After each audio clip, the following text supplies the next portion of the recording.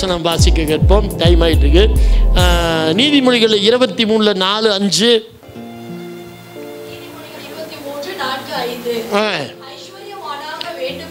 ஐஸ்வர்யனாக வேண்டும் என்று பிரயாசப்படாதே, சுய புத்தி மேல சாராதே, இல்லாமல் போகும் பொருள் மீள உன் கண்களை பறக்க விடுவானே, அது கழுகை போல சிறகுகளை பண்ணி கொண்டு ஆகாய மார்க்கமாய் பறந்து போகும். அப்படின்னா இல்லாமல் போகும் பொருளாமா. உங்கள்கிட்ட என்ன இல்லையோ அது மேலே ஒரு ஏக்கத்தை வச்சுக்கிட்டு அது இருந்திருந்துன்னா அங்கே அதை இருக்கிறத வச்சு நீங்கள் திருப்தியாங்கன்னு அதுக்கான ஒரு கதையை அவர் சொல்கிறார். அல்லேலூயா. ஒரு பையன் போய் ஒரு பெரிய பணக்காரன் சொன்னாலாமா, எப்போ நீ ஒரு பிஸ்னஸ் பண்ணலாம், பணம் மட்டும் இருந்திருந்தா நான் பிஸ்னஸ் பண்ணுவேனாடா. அப்போ உனக்கு எவ்வளோப்பா பணம் வேணும்? ஒரு 10,000 லட்சம் கொடுங்க அப்படின்னா நான் பிஸ்னஸ் பண்ணுவேனா. நீ 10 லட்சம் கேட்குறது நான் தரேன், நான் கேட்க நீ தந்துடுவானு. சரிண்ணா போய் வந்தாலாமா, வந்துட்டு 20 லட்சம் கொடுங்கண்ணா. சரி உங்களுக்கு என்ன சார் வேணும்னா, உன்னுடைய 10 விரலையும் வெட்டி கொடுத்துட்றானாரா. 10 விரலையும் வெட்டி நான் எங்கே பிஸ்னஸ் பண்ணுவேனாலாமா. அந்த விரல் தான்டா மூலதனமே. உனக்கு இருக்கும் அந்த விரல் தான் மூலதனம். அதை வச்சுக்க உனக்கு திருப்தியாக என்ன செய்யணும்னு தெரியலையே சார். 10 ரூபாயும் கூட இல்லாமல் எல்லாம் பிஸ்னஸ் பண்ணிக்கலாம். உங்களுக்கு தெரியுமா? தெரியாது. கோபிச்செட்டிப்பாளையத்தில் எனக்கு ஒரு ஆர்டர் வந்துருச்சு. அப்போ என்னுடைய வாழ்க்கை ரொம்ப மேல் கீழ் போயின வாழ்க்கை. 10 பைசா கையில் கிடையாது. ஸ்கூட்டருக்கு பெட்ரோல் அடிக்கிறதே ததிகணத்தா. நான் உட்கார்ந்துட்டு இருக்கேன். திடீர்னு ஒரு ஆர்டர் கோபிச்செட்டிப்பாளையத்தில் 85 லட்சம் ரூபா பில்டிங்கு. நீங்கள் உடனடியாக வந்து பார்த்து அதுக்கு ஒரு மெஷர்மெண்ட் எடுத்துருங்க. நாங்கள் கோபிச்செட்டிப்பாளையம் போகிறதுக்கு எனக்கு பஸ்ஸுக்கு காசு இல்லை. என்ன பண்ணுறதுன்னு தவிச்சுக்கிட்டு இருக்கிறேன். எப்படியோ ஒரு பையன் என்கிட்ட வேலை செஞ்சவன் கதையை கேட்டு வாங்க சார் நம்ம போகலான்னு புறப்பட்டாச்சு. கோபிச்செட்டிப்பாளையம் இறங்கினோடனே அன்னைக்கே அவங்க ஆர்டர் பிளேஸ்மெண்ட் கொடுத்துட்டாங்க. இப்போ 85 லட்சம் ரூபா ஆர்டர் வந்தாச்சு. ஆனால் இப்போ என்ன சொல்லிட்டாங்க, நீங்கள் முதல்ல ஸ்டார்ட் பண்ணுங்கள், அப்புறம் தான் அட்வான்ஸ். இப்போ இதுக்கு நான் பொருள் வாங்கணும், கம்பி வாங்கணும், மணல் வாங்கணும், சிமெண்ட் வாங்கணும். என்ன பண்ணுறதுன்னு தெரியல. கோபிச்செட்டிப்பாளையம் அந்த ஸ்கூலுக்கு முன்னாடியே உட்காந்துட்டேன். என்ன பண்ணுறது, இப்போ இத்தனைக்கு எங்கே போகிறது அப்படின்னு யோசித்தேன். சரி, கர்த்தர் நமக்கு ஞானத்தை கொடுத்துருக்காரு.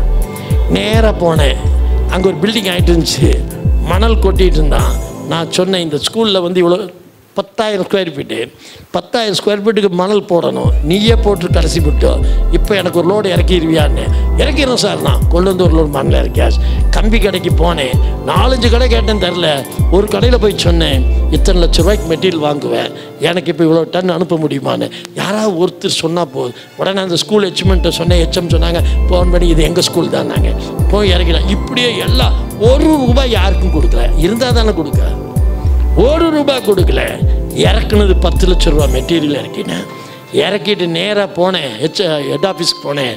மெட்டீரியல் இறக்கிட்டேன். மேற்கொண்டு ஆரம்பிக்க காசு இல்லை, நீங்கள் அட்வான்ஸ் ஏதாவது கொடுத்தா தானே. எவ்வளவு வேணும்? நாங்கள் 5 லட்சம் இருந்தேன். 5 லட்சத்துக்கு கொடுத்துட்டாங்க. ஆரம்பிச்சிட்டேன் வேலையை. அதில் நேராக முடித்து 85 லட்சம் ரூபாய் வாங்கிட்டேன். அல்லேலூயா. சார் இதான் சார், நம்மக்கிட்ட இருக்கிறத வச்சு என்ன செய்யணும்னு நீங்கள் முயற்சி செய்யணும். அவன் கொடுத்தா நான் முன்னேறிடுவேன், இவன் கொடுத்தா முன்னேறிடுவேங்கிறவெல்லாம் முன்னேறவே முடியாது. உன் கையில் இருக்கிறத தேவன் கொடுத்த ஞானம். அப்போல்லாம் நான் நல்ல ஊழியம் செஞ்சுவேன். அதனால் நல்ல பைபிளை படிச்சுவேன். பைபிளில் சொன்னார், நான் உன்னோடு இருப்பேன். கர்த்தர் நம்மோடு இருக்கிறார். அதில் நம்ம இருதயத்தை பார்ப்பார். நான் இத்தினூண்டு கொடுத்தேன், அதில் திருப்தியாக இருக்கியா இல்லையா? அவங்க மட்டும் அவ்வளோ கொடுத்தீங்க அப்படின்னா உன்னை அதே நிலையில் வச்சிருப்பார். ஆண்டவரே நீங்கள் கொடுத்தது எனக்கு போதும். சாண்டச்சலா இல்லைடா உனக்கு பத்தாது. அவரே சொல்லுவார், உனக்கு பத்தாது, நான் தரேன்டாம் பாரு. மேற்கொண்டு தருவார். அந்த 85 லட்சம் முடிக்க கூட இல்லைங்க. அதுக்குள்ளே 50 லட்ச ரூபா ஆர்டர் அவங்களே கொடுத்துட்டாங்க. நீங்கள் வர முடியுங்க. அதில் ஒரு 10-20 லட்ச ரூபா அட்வான்ஸு. என்ன எங்கே போயிருக்கும் நீங்கள் பாருங்கள். ஹல்லேலூயா. இன்றைக்கி வேலை செய்கிறவங்களெல்லாம் கம்பெனி வச்சுருக்கவங்களாம் என்கிட்ட பேசும்போது எனக்கு சிரிப்பு தான் வரும். அது வாங்கணும், இது வாங்கணும். முதல்ல நீ திருப்தியாயிரு. உன் வருமானத்தில் திருப்தியாயிரு. உன் பிள்ளைகளோடு, உன் கணவனோடு, உன் மனைவியோடு நீ திருப்தியாக இருந்து பாருங்க. கர்த்தர் உங்களுக்கு ஆட்களை அனுப்புவார். அவங்க கொண்டு வருவாங்க சார், நீங்க நம்பவே மாட்டீங்க. அப்படி எனக்கு நண்பனானவன் தான் இந்த பிரகாஷ், கம்பி கட்டுறவன். இன்னைக்கு அவன் என் கூட பிறந்த தம்பியா வச்சிருக்கேன் அவனை. ஏன்னா அந்த நேரத்தில் 50 ரூபா கொடுத்து எனக்கு உதவணும், வெறும் 50 ரூபா. இன்னைக்கு வரைக்கும் அவனை மறக்கலை. 10-25 வருஷம் ஆச்சு, இன்னைக்கு வரைக்கும் அவனை மறக்கலை. இப்போவும் அங்கே எங்கள் பில்டிங்கை பார்த்துட்டு இருக்காங்க. ஹல்லேலூயா. அவனில் நான் திருப்தி ஆகிட்டேன். நீங்கள் எல்லாவற்றிலும் திருப்தியாக இருங்க, கர்த்தர் உங்களோடு இருப்பார். ஹல்லேலூயா. மறுபடியும் இந்த பிலிப்பியர் புஸ்தகத்தில் இருங்க வர, பிலிப்பியரில் 4:12 படிங்க.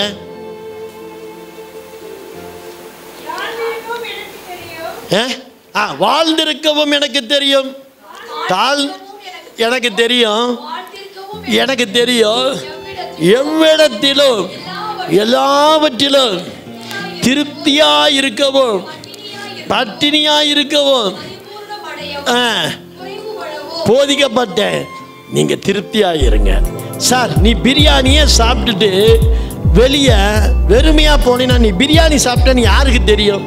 நீ கஞ்சியை குடிச்சிட்டு ஒரு வெத்தலை போட்டு ஒரு ஆப்பம் போட்டு என்ன சாப்பாடு பலமான்னு கேட்பான். அதாங்க சார் ரம்யம்.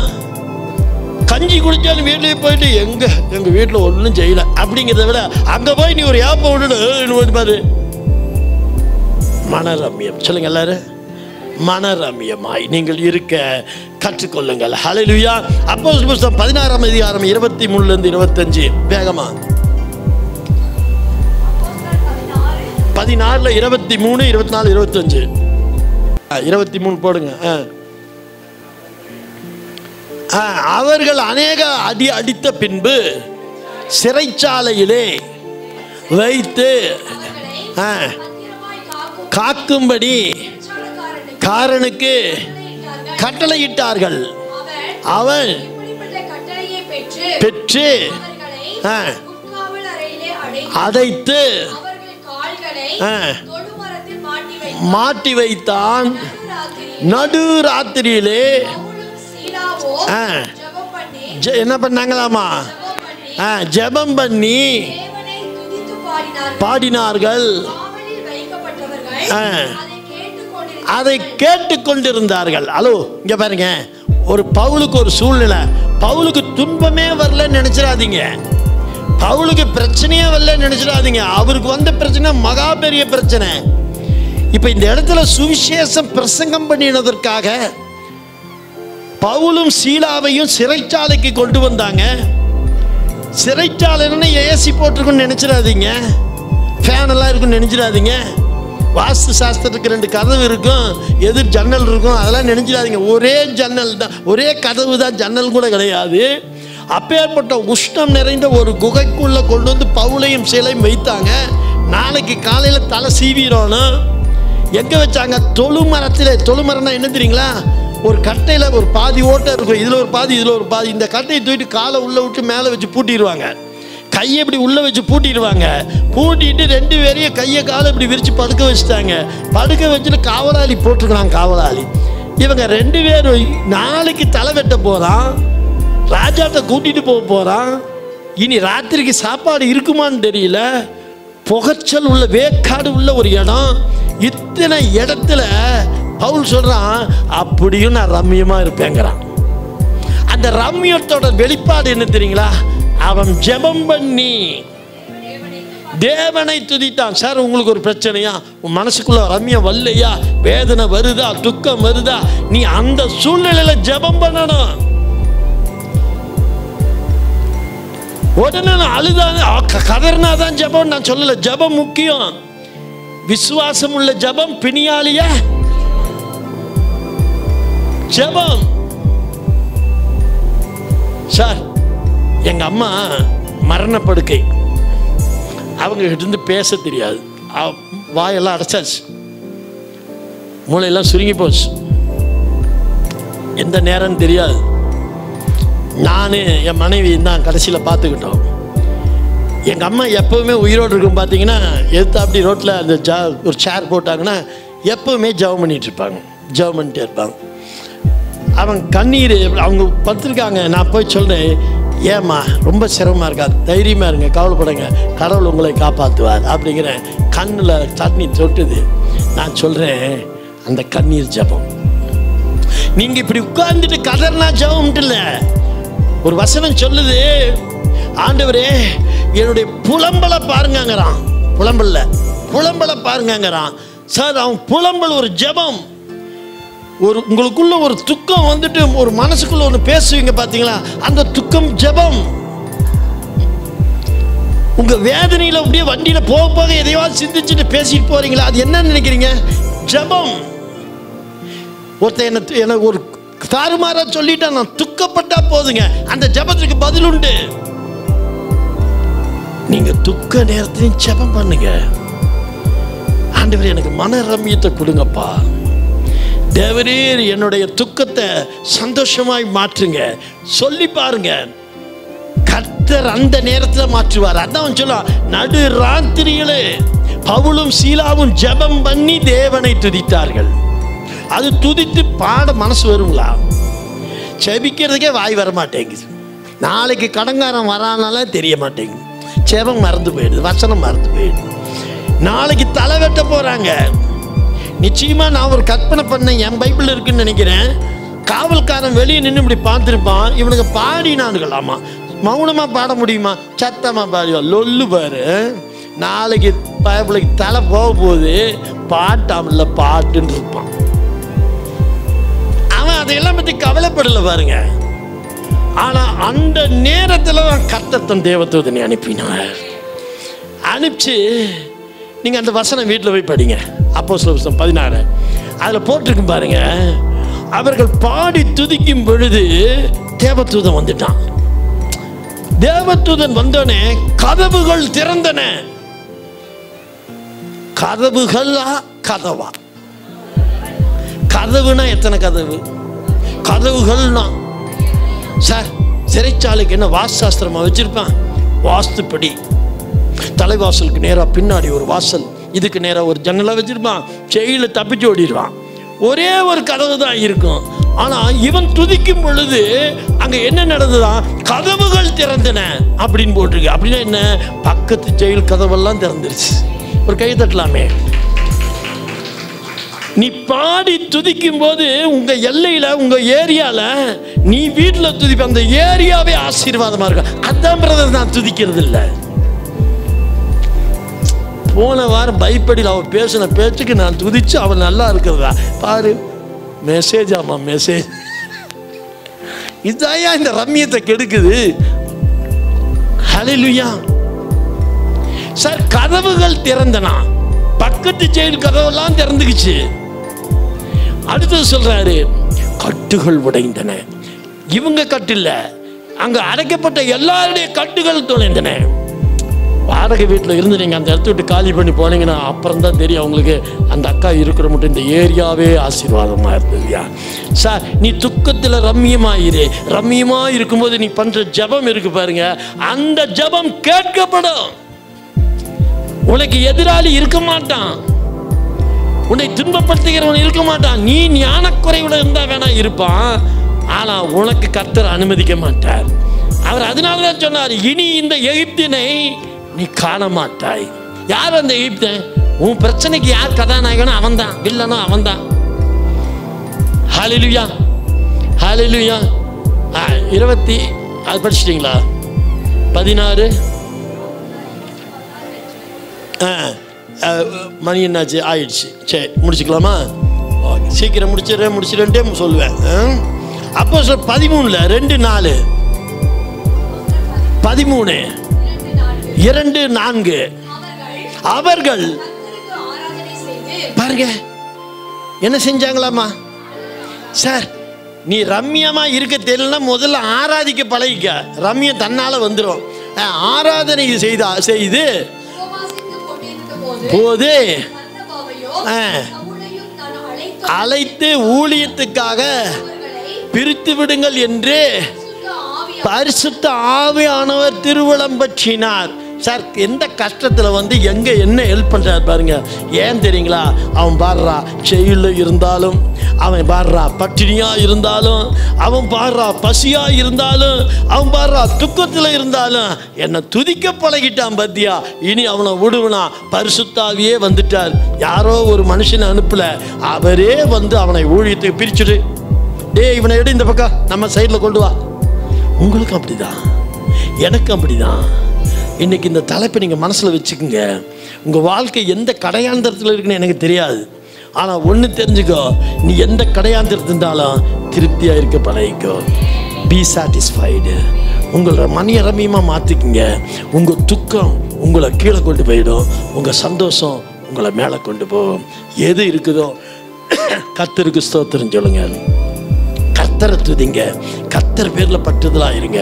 ரொம்ப மன துக்கமாக இருந்தால் பைபிள் எடுத்துகிட்டு போயிடுங்க. ஒரு மூலையில் உட்காருங்க. யாரை பற்றியும் யோசிக்காதீங்க. நீங்கள் பாட்டுக்கு படிங்க. நான் பல லட்சம் கடனில் இருக்கும் பொழுது எனக்கு ஒரு போதகர் சொல்லி கொடுத்த வித்தை, ஆமீன் சொல்லுங்க. ஒரு போதகர் எனக்கு கற்றுக் கொடுத்த வித்தை உங்களுக்கு ரொம்ப மன கஷ்டமாக இருக்கா? நான் சொன்னேன், என்னுடைய துக்கம், எனக்கு என் வாழ்க்கையில் நான் என்ன செய்யறதுன்னு தெரியல அப்படிங்கிறப்ப சொன்னார், எனக்கு ஒரு உதவி செய்வீங்களா தம்பி தரையினார்.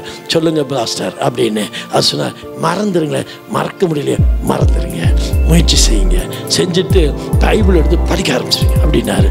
நீங்கள் இனிமேல் எங்கிட்ட வரும் பொழுது உங்கள் கஷ்டத்தை கொண்டு வராதிங்க, உங்கள் துக்கத்துக்கு டவுட் கேட்காதீங்க, இந்த பிரச்சனை நான் எப்படி வழி வருவேன்னு என்ன கேட்காதீங்க பிரதர்னாரு. அப்புறம் அப்படின்னா பைபிளில் டவுட் இருந்தால் கேளுங்கன்னார். ஆமென் சொல்லுங்க. நானும் உங்களுக்கு சொல்லித்தரேன். இனிமேல் கஷ்டத்தை தேடாதீங்க, கஷ்டத்துக்கு என்ன பண்ணுவேன்னு வழி தேடாதீங்க. உங்களால் சத்தியமாக முடியாது. உங்களால் ஒரு தலை முடியும் கூட அசைக்க முடியாது. உங்களால் ஒரு தலைமுடியும் கூட கீழே உதிர முடியாது. நான் எழுதி தரேன். அது எத்தனை கோடியாக இருக்கட்டும் பிரச்சனை, அது கடையாந்திரத்தில் கொண்டு போகிற பிரச்சனையாக இருந்தாலும் சரி, ஒன்று தெரிஞ்சுக்கங்க, அங்கே தான் படிக்கிற நேரம். தேவன் எதுக்கு அனுமதிக்கிறார் தெரியுங்களா? அவரை தெரிந்து கொள்ள அனுமதிக்கிறார். சார், சிங்கத்தை அனுமதிப்பார், சிங்க குகையை அனுமதிப்பார், கடிக்க அனுமதிக்க மாட்டார். அக்கினியை அனுமதிப்பார், வேக விட மாட்டார். செங்கடலை அனுமதிப்பார், மூழ்கடிக்க அனுமதிக்க மாட்டார். அப்புறம் ஏன் பயப்படுறீங்க? ஏன் சார், எதுக்கு அப்படி அனுமதிச்சார்? அப்பதான்டா எல்லாருக்கும் தெரியும் கர்த்தர் உன்னோடு இருக்கிறார்.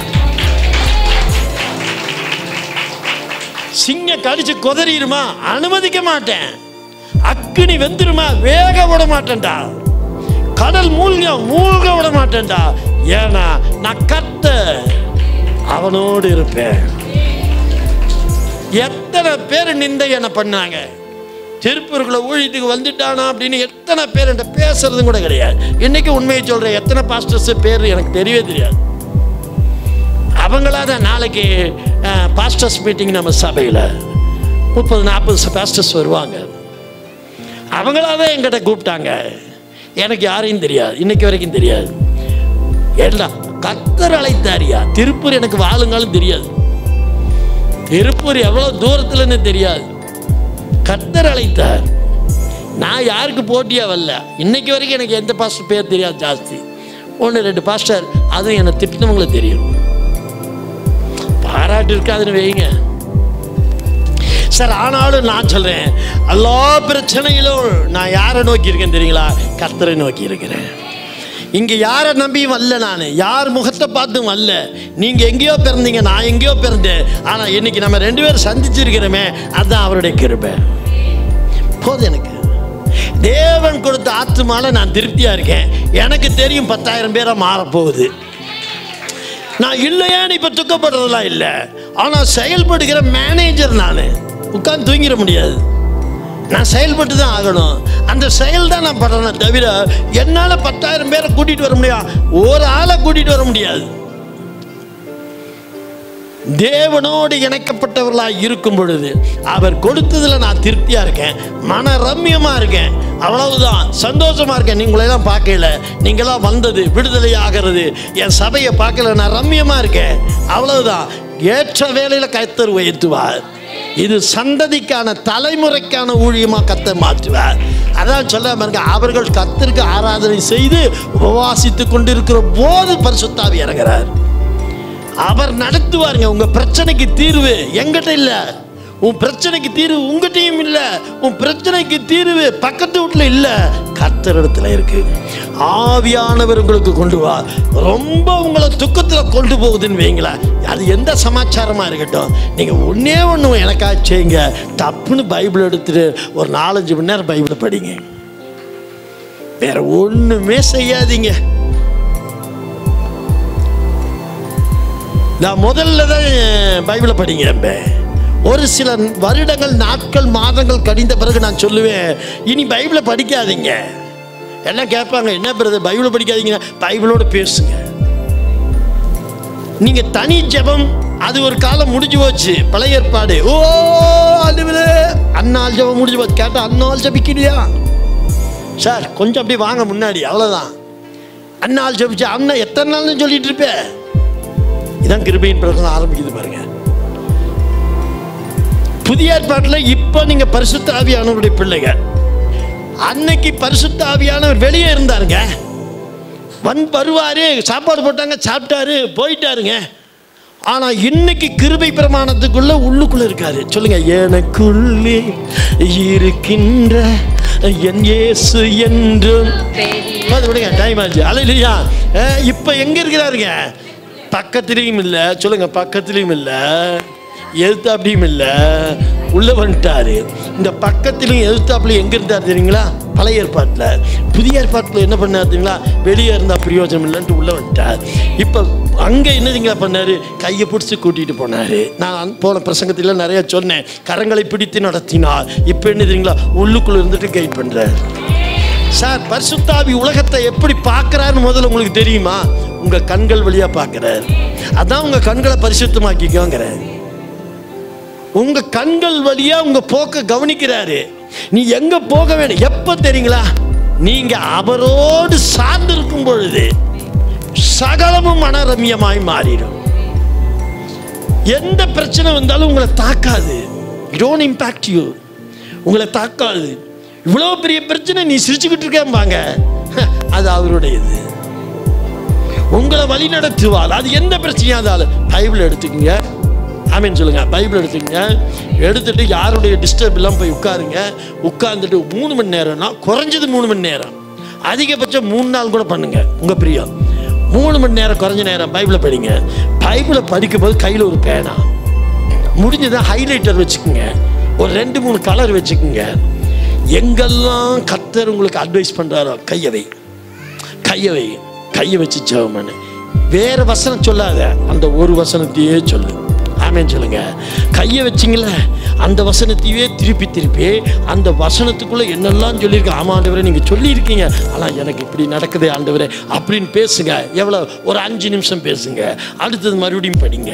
மறுபடியும் ஒரு வசனம் உங்களுக்கு ஜிங் ஜிங்னு கூப்பிடு பாருங்க. டப்புன்னு கையை வைங்க. ஆண்டவர் நீங்க சொன்னது சரி, இப்ப என்ன பண்றீங்க? பைபிளோட பேசுறீங்க. ஏன்னா பைபிளை எழுதுனது அவர் பேசுனது. அதுல கை வச்சு இப்ப நான் பேசணும். இப்ப நான் பேச, அவர் பேச, 2 பேரும் பேசுறதுக்கு பேர் தான் கான்வர்சேஷன். ஒருத்தர் இப்ப நான் பேசுறேன், நீங்க கேட்குறீங்களா இல்லையா? என்ன இப்ப நீங்க பேச முடியாது, ஆனா இறங்கணும்னு நீங்க பேசுவீங்க பாத்தீங்களா? அப்ப நான் பேச முடியாது.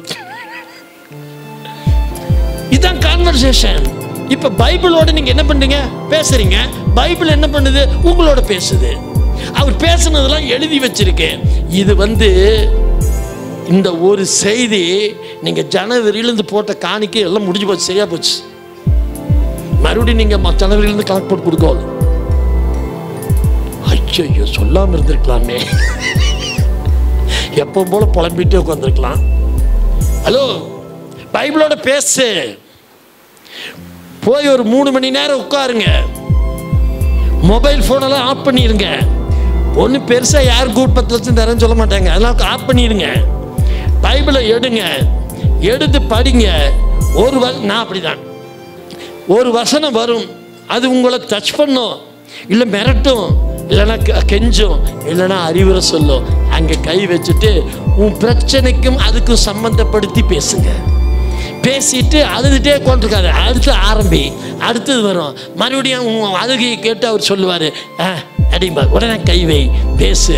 3 மணி நேரம் பேசிட்டு நீ மறுபடியும் கடனை நினைக்காது, நீ பாட்டுக்கு வேலையை செய், முடிஞ்சதுன்னா நல்லா ஒரு 1/4 கிலோ கறி எடுத்து சாப்பிடுங்க, அல்லேலூயா, எல்லாம் ஜம்முன்னு இருங்க. 2 நாளில் உங்களுக்கு ரிசல்ட்டை நீ பார்த்துருவ.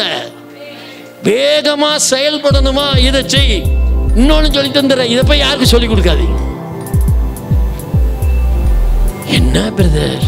ஆமாம்மா, இதில் நிறைய பேர் இருப்பீங்க, யாருக்கு போய் அட்வைஸ் பண்ணலான்னு கொண்டிருப்பீங்க. முதல்ல நீ ரசித்துப்பார், நீ ரசித்துப்பார். நீங்க பைபிளை எப்படி தெரியுங்களா படிக்கணும்? ரசிச்சு படிக்கணும். பைபிளை சும்மாலாம் படிக்கக்கூடாது, ரசிச்சு படிக்கணும். அங்கே 2 பேர் நின்று கொண்டு இவனை அந்த இதில் இவன் என்ன சொல்லுவானுங்க, இவனை பின்பற்றி வருகிறார்கள், சிலுவையில் சொல்லுவான்ல, எருசலேம்ல பேசுவாங்கள்ல அந்த கூட்டத்தார், இவன் என்னடா இவனை நம்பி இவர்கள் பின்தொடர்கிறாங்களா. நான் எப்படி தெரியுமா படித்தேன்? அவன் படம் பார்த்து படித்தேன். எப்படி படம் பார்த்துன்னு தெரியுங்களா? 2 பேர் நின்றுக்கிட்டானுங்க பாய் கடையில், பாய் டீ கடையில் நின்றுட்டானுங்க. அதுலேயும் ஃபுல் டீ சாப்பிடல, 1/2 போட்டு 2 பேர் ஆற்றி ஆற்றி குடிச்சு, இவனை உலகமே இவனை பின்பற்றி சொல்லுகிறதாங்கிறான். நம்ம அப்படி தான் படிக்கணும். பைபிளை ரசித்து படிக்கணும். நீங்களா ஒரு பிக்சர் போட்டு விட்டுருவோன்னு உள்ள போட்டு படித்து பாருங்க, மனசு விட்டே நீங்கள். என்கிட்ட நிறைய பேர் உங்களை கேட்பாங்க, எனக்கு பைபிளில் படித்ததெல்லாம் மறந்து போகுது, உடனே பிசாசான்னு கேட்பேன். உடனே அதையும் பிசாசுன்றது, நீ படித்த மெத்தட் சரியில்லை, அவ்வளோதான். நீங்கள் அதுக்கு ஒரு பிக்சர் போட்டு படித்து பாருங்க. சார் உண்மையை சொல்கிறேன் பாருங்களேன்.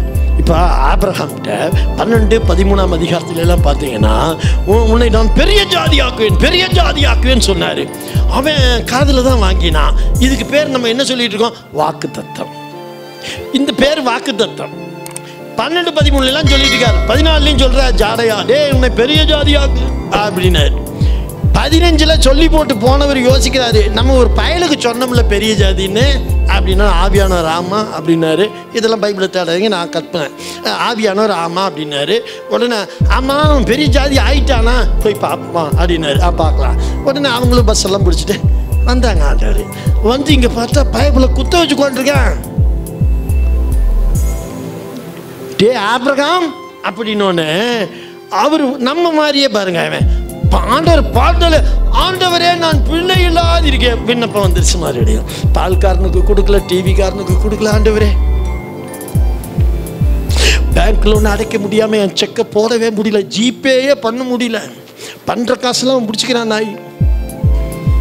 இவரு நான் என்ன சொன்னேன், நீ எங்கடா இன்னும் விண்ணப்பத்திலே உட்காந்துருக்க அப்படின்ட்டு யோசிச்சா, ஏன் இவனுக்கு இன்னும் ஜாதி ஆகல, இவனுக்கு ஏன் இன்னும் ஜாதி ஆகல அப்படின்னா ஆபிரகாம் ரம்யமா இல்லை. மறுபடியும் புலம்புறா, டே என்னடா இப்படி பண்ணிட்ட.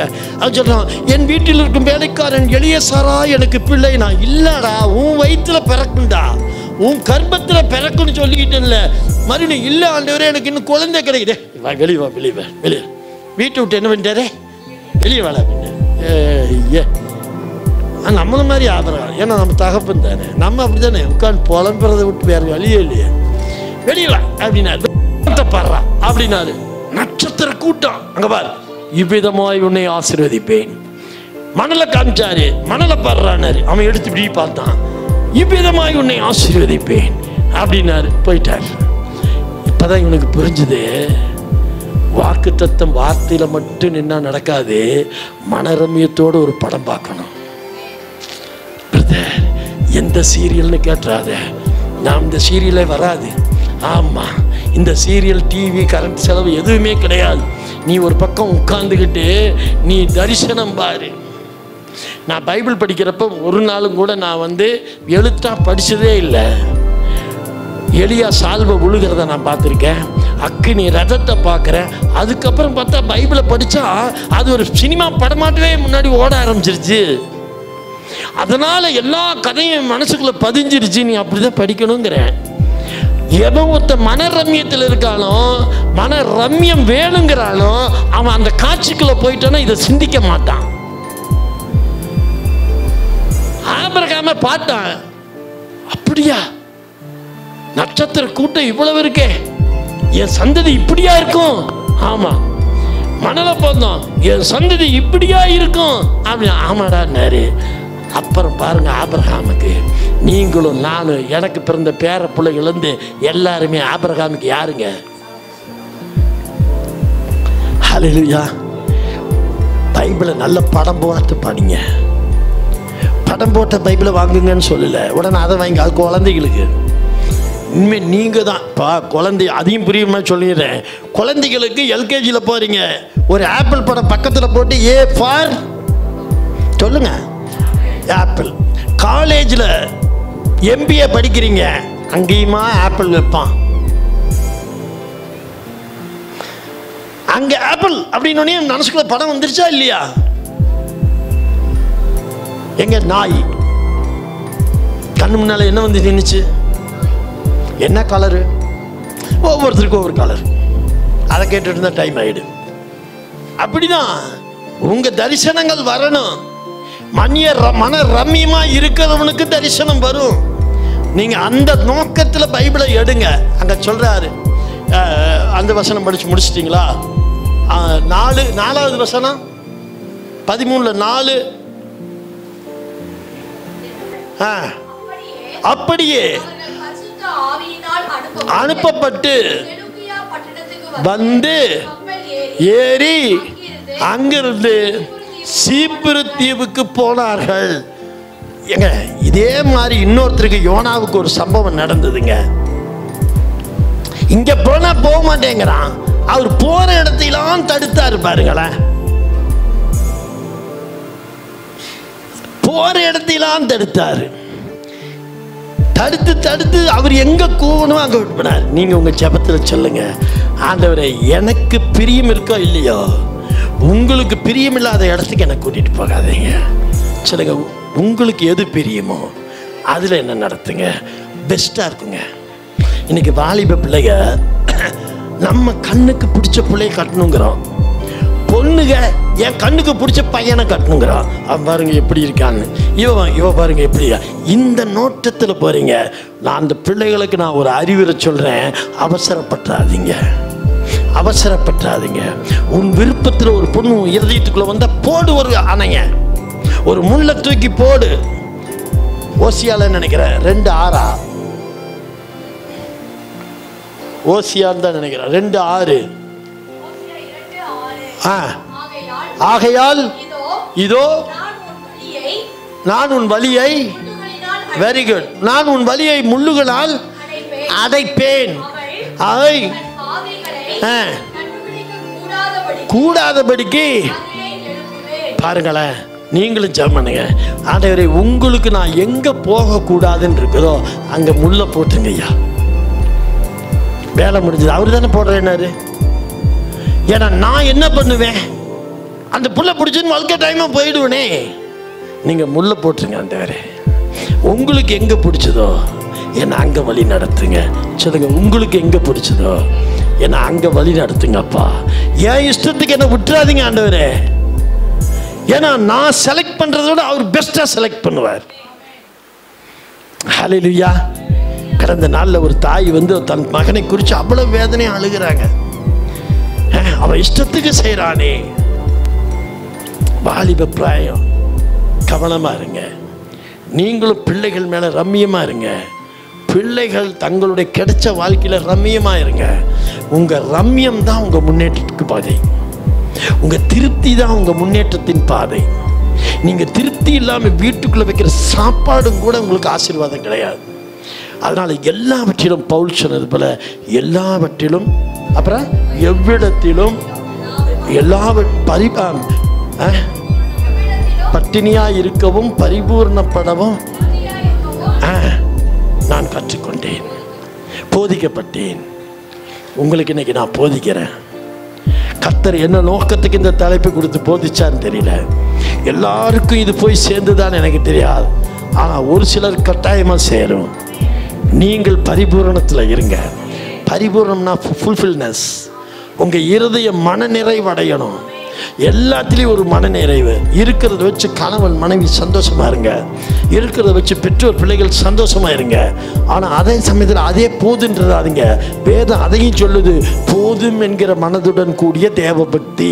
அது நிறைய பேர் சொல்லிட்டு இருப்பாங்க, ஏழையா இரு ஏழையா இருன்னு. இதெல்லாம் பைத்தியக்காரத்தனம். இந்த வசனத்துக்கு நிறைய பேர் பிரசங்கம் கூட தப்பு பண்ணுறாங்க.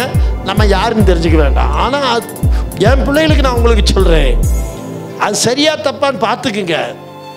ஏன்னா ஒரு பக்கம் நான் செழிப்பை பற்றி பேசுகிறேன், செழிப்புக்கான ரூட் சொல்லித்தரேன், உயர்வதற்கான வழிகள் சொல்லித்தரேன், எல்லாம் சொல்லித்தரேன். நீதிமொழிகளை சாலமோன் சொல்றாரு, போதும் என்கிற மனதுடன் தேவ பக்தியே ஆதாயம். அது என்ன போதும் என்ப பக்தி? சார், பசிக்கிறவனுக்கு ஊறுகாயும் சாப்பாடு. பசிக்கிறவனுக்கு ஊறுகாயே அவன் இப்படியா சாப்பிடுவான்? பசி தாங்காம எடுத்து ஒரு அடி அடிக்க மாட்டான். பசி இல்லாதவனுக்கு ஊறுகாய் அவன் எப்படி சாப்பிடுவான்? அப்படிமா. அப்ப அவனுக்கு என்ன அர்த்தம்? இப்ப எனக்கு போதுங்க. சாப்பாடு போட்டுட்டு இருக்கிறான், 3 தடவை போட்டாச்சு, 4வது தடவை போதும் சார் பண்ண மாட்டானா? அதுக்கு என்ன அர்த்தம்? நான் செழிப்படைய கூடாதுன்னு அர்த்தமா? இருக்கிறது போதும் என்கிற மனதுடன். ஆனா அதே சமயத்துல நான் என்ன சொல்றேன், நான் கற்றுக்கொண்ட வேத பாடத்துல அடுத்த கட்டத்துக்கு நீங்க யோசிக்கணும். எனக்கு 50,000 சம்பளம், ஓகே நல்லது, ரொம்ப சந்தோஷமா இருக்கேன், ரைட். இனி அடுத்த கட்டம் உயரப்போகுதே, அப்ப நீ என்ன பண்ணும்? 75க்கு போ, தப்பு இல்லையே. 75 வந்துருச்சு, போதும் என்கிற மனதுடன் தேவ பக்தி. இன்னும் பண்ணான்னு கேங்கடா, எங்க பிரதர் அன்னைக்கு நீங்க வெளிப்பாடு சொன்னீங்க வேலை கிடைக்கணும், வேலை கிடைக்கலையே, நான் வீட்டில் இருந்துட்டேன், சர்ச்சுக்கு வர மாட்டேன். இப்பதான் சொல்றாரு, இப்ப இருக்கிறது போதும் என்கிற மனதுடன் தேவ பக்தி. ஆலயத்துக்கு வர்றது நிறுத்தக்கூடாது சார். சாட்சி சொல்ல பயம், பயம் இல்லை. சொன்னா இவருக்கு பெருமை வந்துடும், சொன்னா சபைக்கு பெருமை வந்துடும். நடந்தாலும் சாட்சி சொல்ல மாட்டான் சார். தேவனுக்கு பிரியம் என்ன தெரியுங்களா? அதான் வெளிப்படுத்தும் வசனங்கள் என்ன? சாட்சியின் வசனத்தினாலும் அவர்களை ஜெயித்தார்கள். உங்க சாட்சி உங்களை வேடிக்கை பார்த்த பிசாசுகிட்ட ஜெயிக்கும். நீ சாட்சி சொல்லாம அடக்கினா அது சந்தோஷப்படும். நீ தேவனை மகிமைப்படுத்தினீல. சின்ன விஷயங்கள், ஆமென் சொல்லுங்க. உங்க வாழ்க்கையில நடந்த சின்ன சின்ன விஷயங்களை வந்து கர்த்தர் எனக்கு செய்தார் சொல்லி பாருங்க. கர்த்தர் பாப்பாரு, இவ்வளவு தாண்டா செஞ்சேன், இதுக்கு என்ன பாராட்டுற? அடுத்து இவ்வளவு செய்வார், அதுக்கு ஒரு பாராட்டு.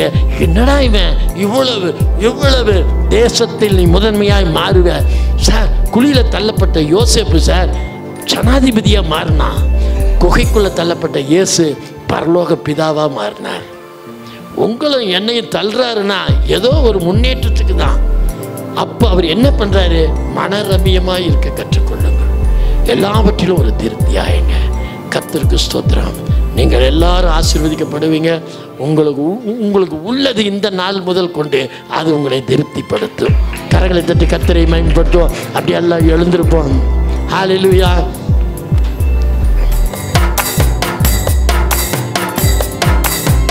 தனிமையின் பாதையில் தகப்பனே உம்மோடு நடந்ததை நான் மறப்பேனோ, சுமந்ததை நான் மறப்பேனோ. தனிமையின் பாதையில் தகப்பனே உம்மோடு சுமந்ததை நான் மறப்பேனோ, சுமந்ததை நான் மறப்பேனோ.